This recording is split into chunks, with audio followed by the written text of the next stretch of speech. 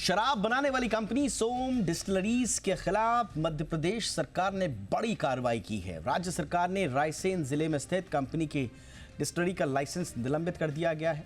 Company पर बाल मजदूरी कराने का आरोप है। कंपनी की रायसेन स्थित डिस्टिलरी में 59 बच्चे काम करते हुए मिले थे। एनसीपीआर यानी कि national commission for protection of child rights की छापेमारी में इसका खुलासा हुआ था। इससे पहले मध्य प्रदेश के मुख्यमंत्री मोहन यादव की नाराजगी के बाद जिला आबकारी अधिकारी, 3 आबकारी सब इंस्पेक्टर और एक श्रम निरीक्षक के खिलाफ कार्रवाई हो चुकी है।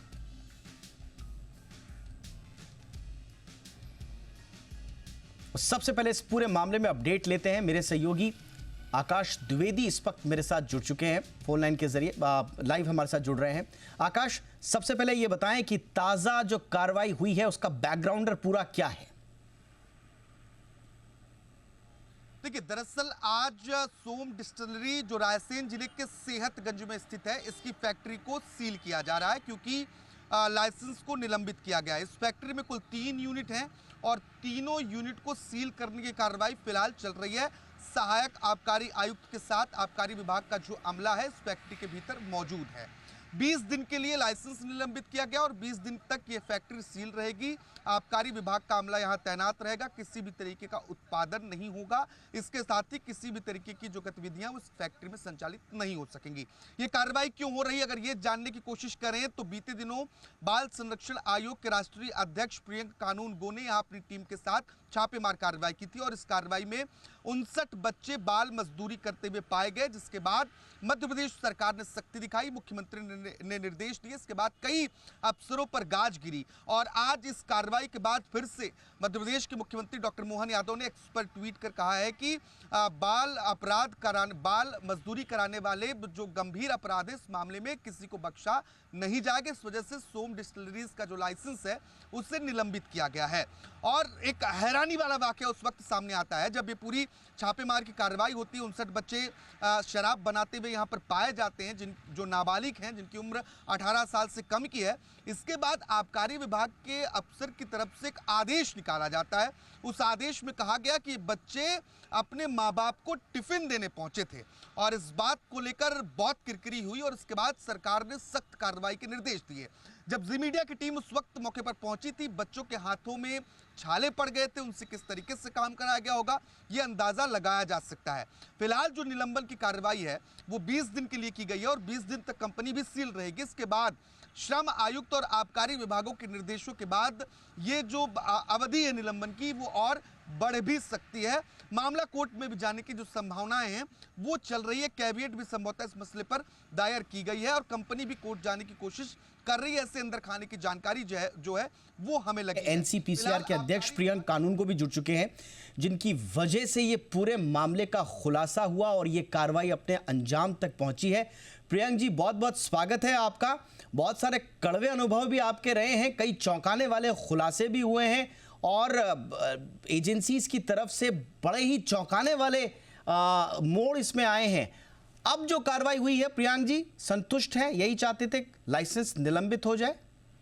नहीं, देखिए कोई फैक्ट्री का लाइसेंस निलंबित कराना हमारा उद्देश्य नहीं है, लेकिन मैं शुक्रगुजार हूँ आदरणीय मुख्यमंत्री जी का मध्य प्रदेश के, जिन्होंने बड़ी गंभीरता से बाल अधिकारों के विषय को समझा और एक अभिभावक की तरह निर्णय लेते हुए उन्होंने फैक्ट्री को सील करवाया है। हमारी लड़ाई इस मामले में बच्चों का रिहेबिलिटेशन इंश्योर करने की है।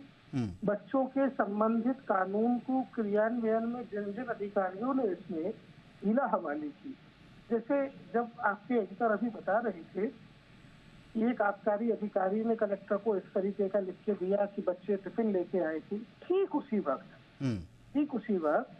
एक्चुअली रेस्क्यू किए हुए बच्चों को बाल कल्याण समिति के समक्ष प्रस्तुत होना था और एसडीएम को यह असर्टेन करना था कि वो बॉन्डेड लेबर है या नहीं। तो उसके बाद एफआईआर दर्ज होनी थी और ये तो सीधे सीधे ट्रैफिकिंग का मामला था, क्योंकि बच्चों को जो है स्कूल बस में स्कूल के डिस्गाइज में लाया जा रहा था। लेकिन ना तो समुचित धाराओं में एफआईआर की गई और जिस एसडीएम को 20 किलोमीटर का रास्ता तय करना था जिला मुख्यालय से फैक्ट्री तक, उसको 5 घंटे लग गए वहां आने में। नतीजतन बच्चों को वहां से रात में गायब कर दिया गया। आज के समय बड़ा सवाल ये है कि वहाँ चूंकि लड़कियां भी काम कर रही थी, लड़के भी काम कर रहे थे, शराब फैक्ट्री जैसी जगह जो होती है वो वल्नरेबल होती है। हमको नहीं पता कि किसी बच्चे के साथ किस किस प्रकार का शोषण हुआ है। इस प्रकार की कोई भी जांच जिला प्रशासन द्वारा अनफॉर्चुनेटली संपादित नहीं की गई। तो बच्चों का रिहेबिलिटेशन इंश्योर हो, जब तक एफआईआर में समुचित धाराएं नहीं होंगी बच्चों को मुआवजा नहीं मिलेगा। जो जो जुल्म बच्चों के साथ हुआ है वो एफआईआर में दर्ज होगा, तब बच्चों को आपने प्रियंक जी ये भी आरोप लगाए थे कि रेस्क्यू किए गए नाबालिग बच्चे कुछ गायब भी कर दिए गए रातों रात, उन पर क्या अपडेट है? ये बात सच है। रात को जब बच्चों को सीडब्ल्यूसी प्रोडक्शन करना था तो वो करने के बजाय वहाँ स्थानीय एसडीएम वगैरह ने अपनी मर्जी से उन बच्चों को गायब करवा दिया था। और आज हमने इस मामले में राज्य सरकार को एक नोटिस अलग से किया है, जिसमें हमने इन सब कृत्यों पर फ्रेश एफआईआर दर्ज करने और इन दोषी अधिकारियों पर कार्रवाई करने के लिए कहा। आपको क्या लगता है प्रियंक जी वो बच्चे कहाँ हैं? क्योंकि 39 बच्चे आप बता रहे हैं कि मिसिंग है नाबालिग। देखिए, हमको डीएम ने ये बताया कि एक दिन बाद उन बच्चों को रिकवर किया गया कहीं कहीं से। अच्छा। और उसके बाद उनको सीडब्ल्यूसी प्रोड्यूस किया गया। लेकिन मुद्दा ये है कि गवर्नमेंट की प्रोटेक्टेड कस्टडी से बच्चे गए हैं। डिस्ट्रिक्ट एडमिनिस्ट्रेशन सीधे सीधे इसके लिए जिम्मेदार है। और जब ये बच्चे गए हैं और वापस आए हैं, दोनों के बीच का कोई मेडिकल रिकॉर्ड नहीं है। दोनों के बीच का कोई काउंसलिंग रिकॉर्ड नहीं है।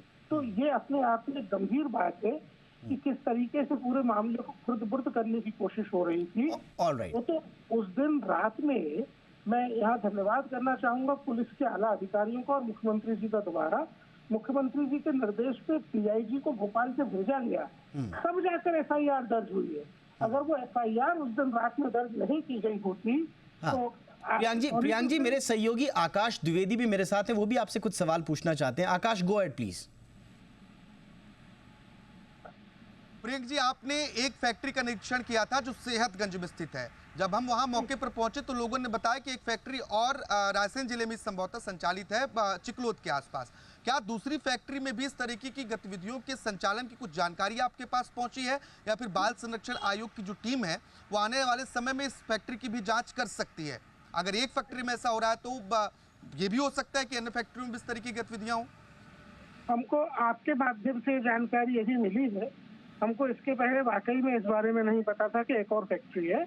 हम डेफिनेटली कंसर्न अथॉरिटीज को इस मामले में अवगत कराएंगे। Alright Priyank ji, thank you so much for this. एक मेरा आखिरी सवाल ये होगा कि एफआईआर क्यों नहीं दर्ज की गई? आपको क्या लगता है वो दबाव किसका था? क्या वो कंपनी का दबाव था, कोई राजनीतिक दबाव था? क्या आपको लग रहा है कि आपके इंटरवेंशन के बावजूद एफआईआर लिखने को तैयार नहीं हुई पुलिस? देखिए, अब दबाव किसका था मेरे मुंह से ना कहलवाएं। इस बात पे संतोष व्यक्त करना चाहिए कि मुख्यमंत्री जी के निर्देश पर ना केवल एफआईआर हुई बल्कि आज फैक्ट्री का लाइसेंस भी निलंबित किया गया। प्रियंक जी, मैं आपसे इसलिए साफगोई से बातचीत करना चाह रहा हूं क्योंकि ये नजीर भी बन सकती है ताकि इस तरह के मामले आगे रिपीट ना हो। इसलिए मैं चाहता हूं सर कि आप साफगोई से खुलासे करें। देखिए, मुझे ऐसा प्रतीत होता है कि स्थानीय प्रशासन निश्चित रूप से स्वतंत्र रूप से काम नहीं कर रहा था। अगर वो काम कर रहा होता तो आदरणीय मुख्यमंत्री को हस्तक्षेप की आवश्यकता नहीं है। चलिए, बहुत बहुत शुक्रिया सर। और आकाश ने इस ऑन एयर जो प्रियंक साहब से सवाल किया कि एक और फैक्ट्री है जहां पर इस तरह की कार्रवाई हो रही है, उसका संज्ञान प्रियंक जी ने लिया है। हम उम्मीद करते हैं कि जहां पर भी इस तरह की गतिविधियां हो रही हैं उनमें न सिर्फ प्रियंक जी तो प्रोएक्टिव होके ये पूरा मामले का खुलासा कर ही रहे हैं, उनकी वजह से ये पूरा मामला का खुलासा हुआ है, लेकिन जो प्रशासन सोया हुआ था और बड़ी अजीबोगरीब रिएक्शन हमको प्रशासन की तरफ से देखने को मिले हैं, कम से कम वो तत्पर कार्रवाई सुनिश्चित करे। इसी उम्मीद के साथ thank you so much Priyank ji, आपने वक्त निकाला हमारे दर्शकों के लिए। आकाश द्विवेदी, आपका भी शुक्रिया।